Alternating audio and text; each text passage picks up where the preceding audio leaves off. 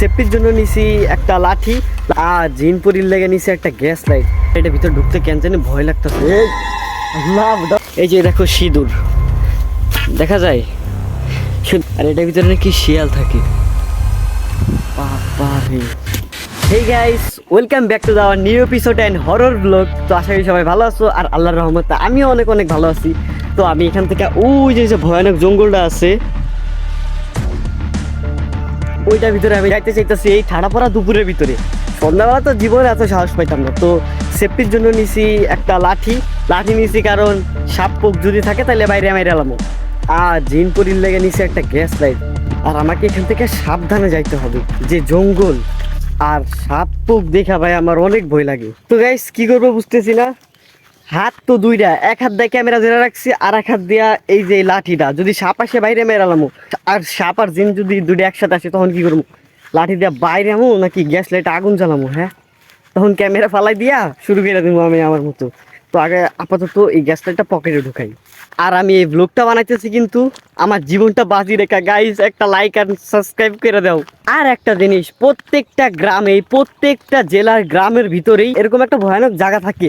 আমাদের গ্রামের আছে, মানে এই ভাটপাড়া এলাকার ভিতরে আছে এই জিনিসটা, এই জঙ্গলটা। আর অন্যান্য সাইডে আছে হয়তো কোনো ভুতুরে বাড়ি, হ্যান ত্যান। আমাদের এই জায়গাও ভুতুরে বাড়ি আছে, কিন্তু ভুতুরে বাড়ি আমাদের এলাকা থেকে একটু বেশি দূরে, যার কারণে আমি ওদিক যাই নাই। আর তার জন্য এটা নিয়ে আমি বানাইতেছি। আর আমার জানা মতে, আর আমার জানাশোনা মতে, বা ছোটোবেলা থেকে যেটা দেখছি, এইখানে হিন্দুরা আসে পূজা করার জন্য। আর কি এই জায়গা দিয়ে নাচে, ঢাকঢোল পিঠা একেবারে বৃষ্টি নামানোর লাগে আর কি, যা করে ওরাই ভালো জানে অগ ধর্ম। তো আমি কারো ধর্ম ছোটো করে কথা বলবো না। তো আমি লাঠি নিয়ে যাই। আর এদিকটা যাইতে গাইস আমার একটু ভয় লাগতেছে। যাই হোক, জায়গাটা পরিষ্কার আছে। গাইস ঢুকবো? ভয় তো লাগতেছে। আচ্ছা, ঠাড়া পড়া দুপুরবেলা গ্যাস লাইট নিয়ে আইছি, নো ভয়। সাপ পোক দেখলে এটা বাইরে মেরে এলাম। ঢুকতে সাহস পাইতেছি না গাইস। তো যাই হোক ঢুকি, বিসমিল্লাহ। গাইস এরকম করে ব্লগ বানাইতেছে, তোমরা যারা এখনো কোন হালার পুত জানি এই জায়গা মাইটা দিছে একেবারে। উফ গাইস, মোবাইলটা অতিরিক্ত গরম হয়ে গেছে, যার কারণে একটু ল্যাগ দিতেছে।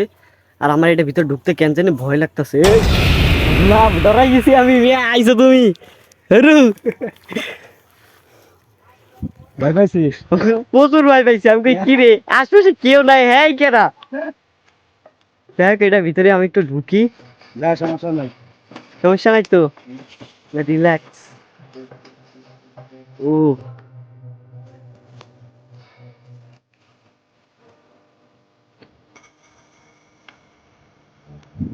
পুরা আঙ্কেল তাহলে আমি ভয় পেয়ে গেছিলাম। তো এই যে তোমাদেরকে আমি বলছিলাম এখানে হিন্দুরা এসে পূজা করে। তো এই যে দেখো সিঁদুর দেখা যায়, সিঁদুর মানে বাইরে থেকে জায়গাটারে আমি অনেক ভয়ঙ্কর মনে করছিলাম, কিন্তু ভিতরে আইসা অত একটা ভয়ঙ্কর লাগে না, কেন জানি না। আর এদিকটা তো পাখির বাসা হয়তো। আর এদিক দিয়েও একটা গাছ, এই গাছটা কি গাছ আমি জানি না। হিজেল গাছ।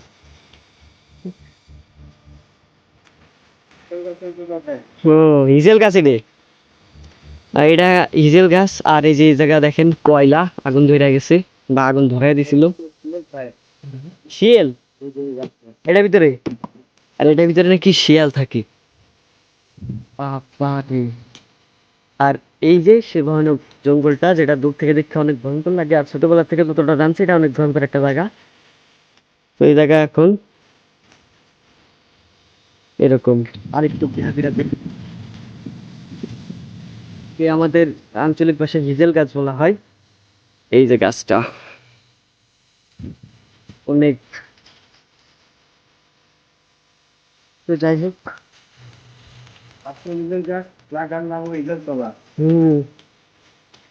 আর এই গাছটার নাম হিজেল গাছ।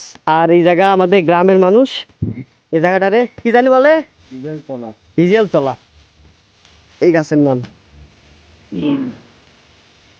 এদিক দিয়ে আশপাশ দিয়ে কলা গাছ রয়েছে, আর কোনো কিছুই নাই আপাতত। এটা আমি একটু ভালো করে ঘুরা মেরা দেখি।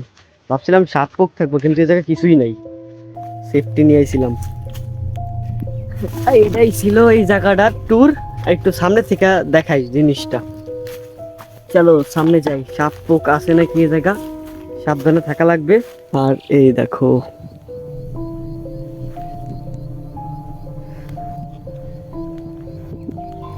তো এটা তো ট্যুর দিয়ে আসে এটা বাইরে থেকে দেখা ভয় পেয়ে গেছিলাম গাইছে এই জিনিসটা দেখা।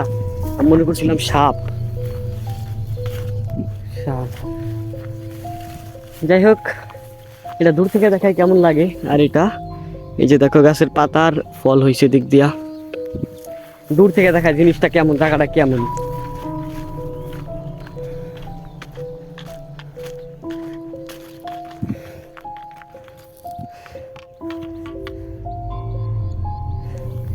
দেখছো কতটা একটা ভয়ঙ্কর এই জায়গাটা, যার কারণে আমি আগে থেকে সেফটি নিয়ে এসেছিলাম। এই যে একটা সাপ পোক মারার লেগা, আর একটা তো গ্যাস লাইট। আর ভাগ্য বলো আঙ্কেল পাশে ছিল, তার জন্য আমি আর একটু বেশি সাহস পাইছি। কিন্তু আঙ্কেল যে সময় হুট করে প্রথম হয়েছে না, আমি ডরাই গেছিলাম গাই, সত্যি কথা। আমি মনে করছিলাম শেষ আমি। ভাই সাহেব জায়গাটা কি ভয়ঙ্কর। আমাদের গ্রামে এরকম একটা ভয়ঙ্কর জায়গা আছে। তো তোমাদের গ্রাম কোথায়, বা তোমাদের গ্রামে এরকম কোনো ভয়ঙ্কর জায়গা আছে নাকি, অবশ্যই তোমরা কমেন্ট বক্সে তোমাদের লোকেশনটা আর গ্রামের নামটা দিয়ে দিবা। লোকেশন আর গ্রামের নাম তো একই, যাই হোক দিয়ে দিবা। আমি যদি কোনোদিন বড় ইউটিউবার হয়ে যায়, সেদিনকে আমি তোমাদের এলাকা ভয়ঙ্কর ভয়ঙ্কর জায়গায় ট্যুর দিব। আলহামদুলিল্লাহ গাইস, ওইখান থেকে আমি সুস্থভাবে ফিরছি। যদি উল্টাপাল্টা কিছু হয়ে যাইতো তাহলে না জানি আজকে ভিডিওটা আপলোড দিতে পারতাম কি না। বিশ্বাস করো ওই আঙ্কেলটা যে সময় আইছিল, সত্যি কথা আমি অনেক ভয় পেয়ে গেছিলাম। আসলে ওই জায়গায় একটা ছোট্ট আড্ডা হয়ে গেছে, মাদকের আড্ডা, যার কারণে ওই জায়গায় এরকম দুই একটা অ্যাভেলেবেল মানুষ থাকে। আর গাইস এই জায়গাটা ছিল অনেক ভয়ঙ্কর একটা জায়গা, ছোটবেলা থেকে শুনে আইছি ওই জায়গাটা অনেক ভয়ঙ্কর। এই জায়গাতে মানুষ দুপুরবেলা তো দূরের কথা, মনে হয় সকালবেলাও আসতো না এই জায়গা। আর গাইস এই ভিডিওটা আমি করতেছি পুরো ঠাডা পড়া দুপুরে, প্রায় বেলা 2:30টার দিক দিয়ে। আমার গাও আর এই দেখো ভয়ে ঘাম, ভয়ে আর গরমে যে ঘাম বোঝা যায় না ক্যামেরাতে। তো যাই হোক এই ভিডিওটা আমি বানাইছিলাম পুরো দুপুরবেলা। সাহস কি দেখছেন গাইস, সাহসটা কি। তো এই সাহসের জন্য তোমরা যারা যারা এখনো সাবস্ক্রাইব করো না, অবশ্যই তোমরা সাবস্ক্রাইব করে দাও। তো গাইস ভিডিওটা যদি বিন্দু পরিমাণে ভালো লেগে থাকে অবশ্যই একটা লাইক করে দিও, কারণ অনেক কষ্ট করে আইছি আমি এই জায়গা, ভয়ঙ্কর একটা জায়গায় জীবন বাজি রেখা, তারপর আবার ঠাড়া পড়া সেই রোদ। গাইস এটার জন্য তো একটা লাইক আর একটা সাবস্ক্রাইব তো পাওয়াই যায়, তাই না। আজকে ভিডিওটা এই পর্যন্তই, ততক্ষণে সবাই ভালো থাকবেন, নেক্সট ব্লগের জন্য অপেক্ষা করবেন। আল্লাহ হাফেজ।